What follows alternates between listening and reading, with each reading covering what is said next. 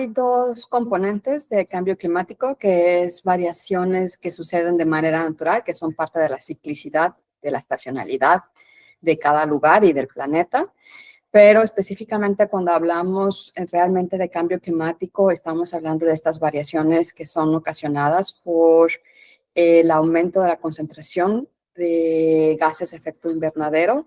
Y este aumento en la concentración se ha dado desde la época preindustrial, o sea, 1850, 1900, porque pues se cambió justo durante la revolución industrial, se cambia la manera de producir y de consumir y empezamos a quemar más combustibles fósiles.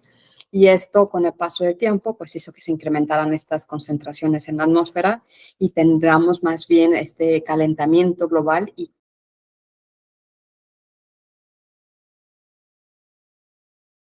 la mayoría de los eventos que han estado ocurriendo en los últimos años, en la última década, por ejemplo, inundaciones, esta ola de calor que acaba de suceder en buena parte de México y Centroamérica y ahora se está moviendo al sureste de Estados Unidos, los incendios, por ejemplo, que ocurrieron en Canadá, que básicamente un pueblo completo se incendió, inundaciones en Alemania, niveles muy bajos en los caudales principales de Europa el año pasado, eventos extremos de calor también en Europa, en Inglaterra el año pasado rompieron récords como de 40 grados, que es completamente inusual en la parte alta de Europa, en Inglaterra específicamente. Déficits de lluvia que ya hemos visto en buena parte de Sudamérica. Entre incendios, o sea, los incendios, si bien también tienen una ciclicidad natural, pues muchos cuando están ocurriendo en condiciones como las que tuvimos los meses pasados de secas y de elevadas temperaturas, pues los incendios se propagan. Un incendio que podía haber sido contenido en una región se propaga rápidamente. Entonces, estos son las cosas que ya estamos viendo.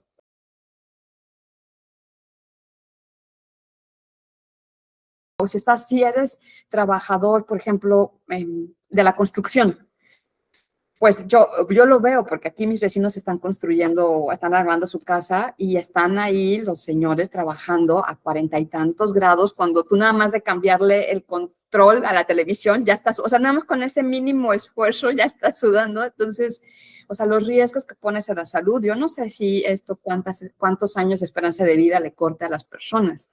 Entonces se generan pues estas brechas de desigualdad y de injusticia, se exacerban.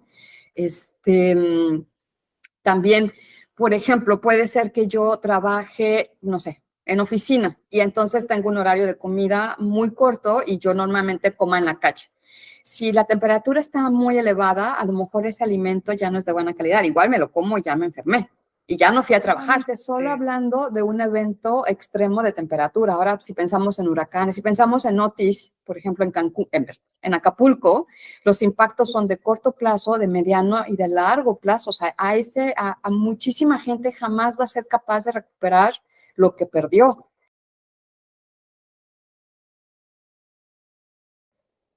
Mucho de lo que hacen los gobiernos es aumentar los castigos, el punitivismo, ¿no? Por ejemplo, pesca ilegal o la tala ilegal. Y entonces, en realidad, ¿no? Entonces, ahí lo anuncian con bombo y platillo. Ahora hemos recrudecido las leyes y si captamos a algún maleante sacando totuaba o talando árboles que no deben, los vamos a meter a la cárcel y se van a ir 40 años. La gente, pero en realidad el que capturan es al pobre pescador que no tenía dinero y que no tuvo de otra más que recurrir a sacar esa totuaba porque si no su familia no comía. Y a esa que meten a la cárcel por 40 años, el problema no se soluciona porque los que mueven a estos pobres pescadores, pues van a conseguir a otro pescador que haga lo mismo. Entonces, el crimen no se va a detener, el daño ecológico no se va a detener. Lo mismo con la tala ilegal, van a detener al que llegó y quitó el árbol, lo van a meter a la cárcel 40 años, hay una pérdida además, o sea, todas las consecuencias de meter a esa persona a la cárcel implica que todo su tejido social se dañe aún más, crezca más esta brecha que te decía de desigualdad. Y al final, ni el delito persiste, ni el crimen, ni hay reparación. Entonces, en realidad, por lo que se debería apostar es por castigos, o sea, penas, multas económicas más severas que sirvan para la reparación del daño. Si yo, empresa, contaminé un río, o sea, que existe, porque existen multas, pero son multas fijas, o sea, no va proporcional al daño que se genera. Yo, empresa, yo ya sé que tengo que pagar 1,000 pesos. Bueno, es más que 1,000 pesos, pero ya lo tengo contemplado, pago mis 1,000 pesos y eso no sirve ni para que no se repita ni para que se repare. Entonces, las leyes tendrían que ir en función de mayor vigilancia, o sea, tener mayor personal para que se vigile, que se cumpla lo que se dice que se está haciendo y que sean penas que compensen, que reparen el daño y garanticen la no repetición, ¿no? Que esta empresa no lo va a volver a hacer, no te voy a volver a dar un permiso, o sea, sí me tienes que reparar lo que destruiste, pero aparte yo ya no te voy a dar permiso. Debería ser obligatorio en todas las escuelas y a todos los niveles llevar material y una educación climática, porque al final de cuentas los cambios más fuertes siempre vienen de sociedad civil, no vienen de los gobiernos. Los gobiernos tienen una memoria o planifican para lo que les va a durar y ya, ¿no? Y a lo mejor garantizar que el siguiente de su partido, o que su partido prevalga, pero hasta ahí. No, rara vez piensan en hacer algo que va a tener un impacto a largo plazo.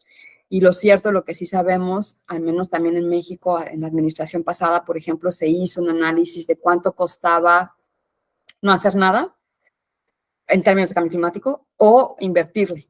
Y era una inversión muy fuerte, la verdad no me acuerdo de los números, pero una inversión muy fuerte, por ejemplo, de descarbonizar el sistema eléctrico, mejorar, que el transporte público fuese eléctrico y esta clase de cosas.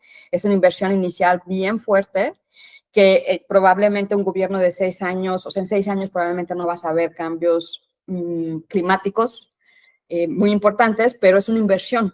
Y entonces, si no inviertes ahorita y decides seguir como ahorita, resulta que en 30 años te salió más caro reparar todo el daño que si lo hubieras invertido. O sea, si ahorita tienes que invertir 100 millones de pesos y es como, guau, no manches, ¿no? Pero si no lo haces, en 30 años vas a tener que invertir 500 millones de pesos para resarcir todo el daño de los embates de estos sistemas extremales que están llegando. Entonces, uno, pues, es educación, ¿no? Una sociedad educada es una sociedad empoderada que puede entonces demandar a sus gobernantes que hagan lo que tienen que hacer y ser vigilantes, ¿no? Al sector eléctrico, pues eso, ¿no? Transicionar a energías renovables, sobre todo en lugares donde sí es posible. O sea, en México se tienen los recursos naturales. No en cualquier lugar se puede hacer porque hay afectaciones ecosistémicas, se tienen que hacer siempre con consultas comunitarias y siempre, o sea, siempre con los derechos humanos y los derechos ambientales en el centro, pero sí, por ejemplo, apostarle a un sistema de transporte público más eficiente y eléctrico que en realidad sí les resuelva la movilidad a las personas, a todas las personas. Fomentar o preservar las áreas verdes, ¿no? Incentivar la creación de áreas verdes. También, por ejemplo, campañas de reforestación que ahorita están muy de moda, o sea, sí, pero se tienen que hacer en el tiempo adecuado, porque si lo haces en tiempo de seca, se te van a morir los árboles. Si pones árboles que no son nativos, luego vas a tener otros efectos peores como vegetación que no querías ahí, que se empieza a invadir, ¿no? Entonces tienen que ser con plantas nativas. Entonces siempre basado en la ciencia, con los derechos humanos al centro y los derechos ambientales al centro, y por ahí empezar a mover todo lo demás. Lo que tenemos que hacer sí o sí hoy es reducir las emisiones, ¿no? Entonces, muchos hablan de progreso y la economía, pero ¿a qué costo, no? Entonces, si tú vas a autorizar que entren nuevas industrias, pues entonces esas industrias tendrán que venir acompañadas con planes claros de qué tanto van a emitir, cuánto van a reducir, cómo van a capturar ese dióxido de carbono, cómo van a compensar los daños. Eso es algo que se debería hacer a nivel nacional para que además también nos alineemos a los compromisos internacionales. Ya sabemos que tenemos que descarbonizar la economía, tenemos que transicionar a energías renovables, y tenemos que reducir nuestras emisiones y al mismo tiempo, pues, un poco adaptarnos porque, pues, ya nos sobrepasó, ¿no? Digamos, pues, la situación. Entonces, ya tendríamos que estar construyendo ciudades preparadas para los eventos extremos que ya estamos observando.